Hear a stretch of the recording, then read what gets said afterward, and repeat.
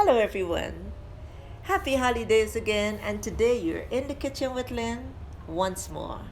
I'm going to show you how I make my burnt sugar caramel for my Christmas black cake. This pan right here, I use it every Christmas to burn my sugar. So over high heat, I place the pan and now I'm pouring 3 cups of brown sugar.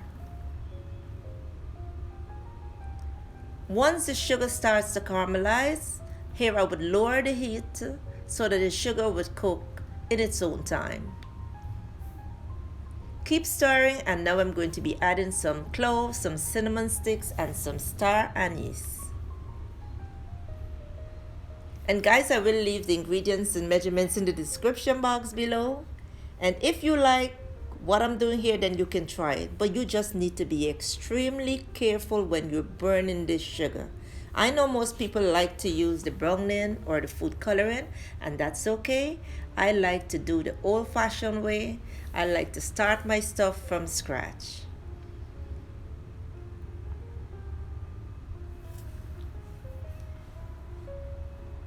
As the sugar starts to dissolve, it becomes more manageable for you to stir. Burn the sugar until it gets very dark. And I'm not using any water in this sugar, guys. I'm not doing burnt sugar for any meat or anything like that. I am doing this for my cake. So I will be using some wine just for this caramel. Once it starts to froth, make sure you lower that heat. Okay? And again, be extremely careful.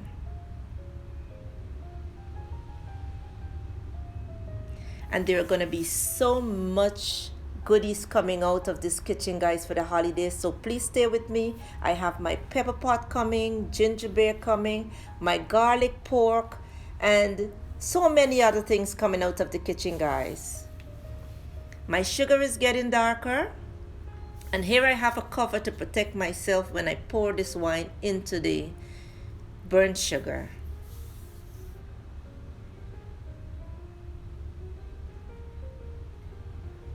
This is what it looks like, guys. Once I pour the wine, I'm going to let this mixture boil again for another 5 minutes and then set it aside. And I will show you when I'm mixing my cake what the consistency is like.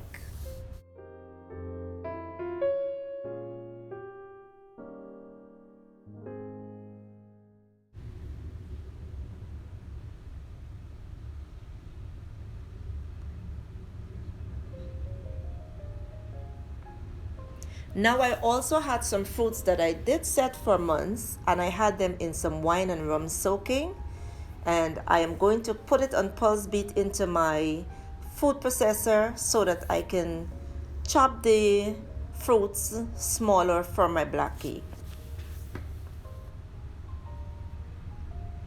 And this is just a prep. I'm not baking my cake now. I'm just showing you how I'm burning my sugar and how I'm just breaking down my fruits to smaller pieces so that when I'm ready to bake, I'm all set. So here you have it, guys. My fruit's gonna be ready for my cake in a few days. My caramel is gonna be ready, and trust me, I'm just making sure that I do my prep way up in advance so that when the time comes for baking, I'm just moving with a smooth flow, okay?